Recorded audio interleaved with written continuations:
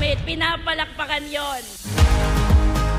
To all our fellow Triune Movers, first of all, thank you very much for coming here today. And I know na bawat isa sa atin is excited dahil na alam ko na may gagawin ng Diyos sa atin.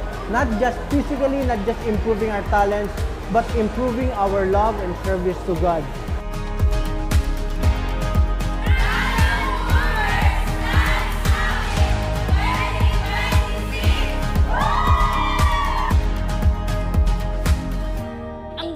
Bakit tayo nandito? Matuto, kumonekta sa puso ng Diyos, kumonekta sa ating mga kapwa manlilingkod, at lumalim at lumago sa ating pananampalataya at pagkatawag.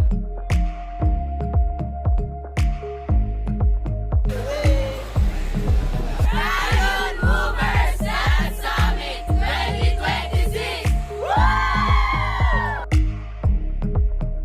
Fellow worship ministers, if we are to ascend the holy hill and step beyond the rhythm of human talent, we must stop looking for a stage to perform and start looking for an altar to die on.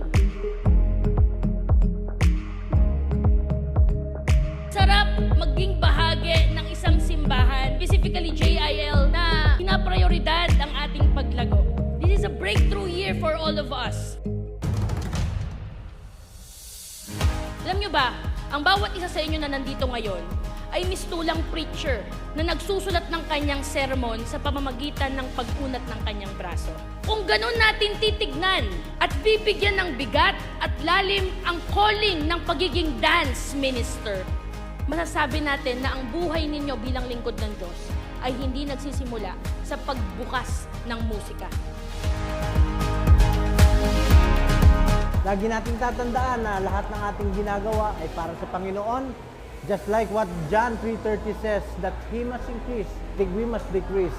So itong lahat ng ito ay ginagawa natin upang mas mabigyan ng kaluguran ng Panginoon at mas maunawaan natin na ito hindi na galing sa ating mga sarili. Indeed, let us be excited and expect more great things from the Lord today.